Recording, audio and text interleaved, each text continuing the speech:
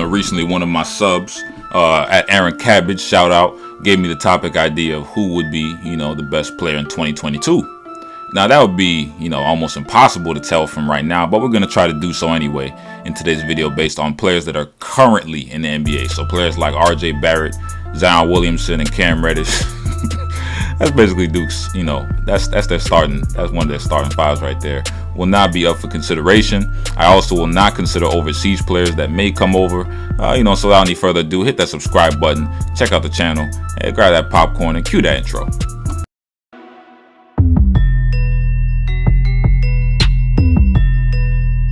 Alright, so to start, KD definitely will be in the running because he would be about 34 at that time. I just can't see it with other players nipping at his heels as he will age. Plus, he has talked about retiring in the near future and he may not even be playing. Steph Curry is older than KD. And at this point, his game as a point guard most likely just won't keep him at the top rank of the league just due to age and attrition. The players that do come to mind who I believe will have a serious case for this title are Joel Embiid, Anthony Davis, Greek Freak, and Kawhi Leonard. Now, I'm going to have to knock the claw out of this list just because I believe that he's already very close to his peak, and we may have already seen it, his peak, as he is 27 currently, but we may see him maintain his level of play.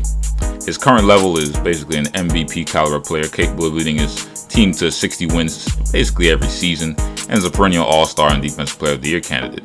In 2022, he would only be 31, but I just don't see him maintaining his superiority over these players in 2022. As the best pick of the 2014 draft, and it's really not even close. I don't want to hear no arguments. Joel Embiid will potentially bring a level of dominance at that big man spot that is akin to Hakeem Olajuwon. If Joel can dominate the post, listen to this, Joel. If you can dominate the post with the same energy that you use on Twitter and with your face-up game, you're going to be the most unstoppable center in the league. All right, and he's basically been consistently one of the most, that position has been consistently one of the most important positions in the game of basketball. Well, he seems to have shaken his injury bug, so I do trust his legs and his ability to lead a team to the postseason.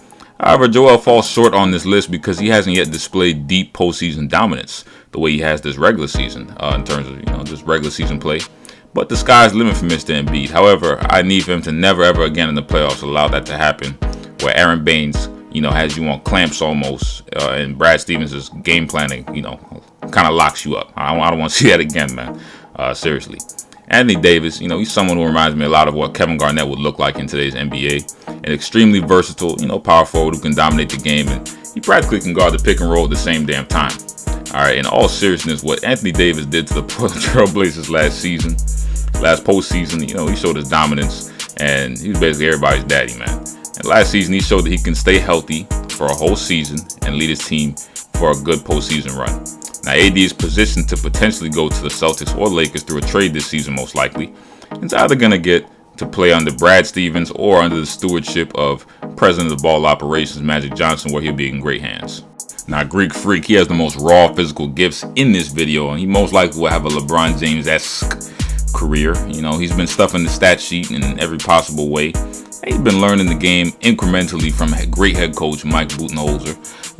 I'm not going to play the, when Greek Freak gets a shot game, but in all seriousness, he has to learn how to stretch the floor because right now that is a major weakness that in the playoffs will get exposed and used as an Achilles heel.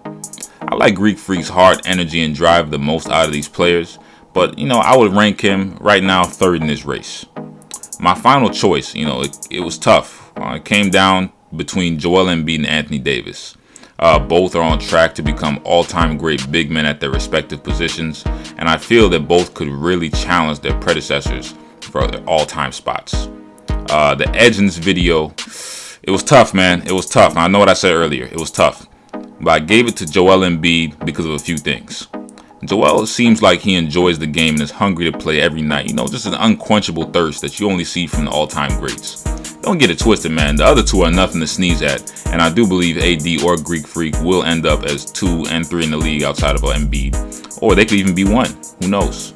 I do believe that AD and Greek Freak could be better than Joel, given the right circumstance. But that's why videos like this are so tough because, many and anything can happen. RJ Barrett may come out as Scottie Pippen out of the gates, take the league by storm. Trae Young might even become Steve Nash with a Steph Curry green light. Who knows? I had fun making this video, but but understand this. This was purely made just for kicks. I thought it would be a fun topic. With Greek Freak, I do believe that yes, if he did get a shot, and if he learns more on the Mike Budenholzer, he could become something this game has never seen. You know, we can also see something with Anthony Davis where he becomes more assertive, and if he goes to the right spot, he might be something that this game has never seen. So we never know. But my pick right now is Joel Embiid. So definitely check out the rest of the channel for more heat. Pitch me, you know, topic ideas, and you never know, it just may be done next.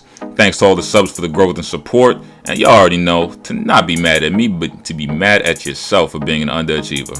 Play the outro.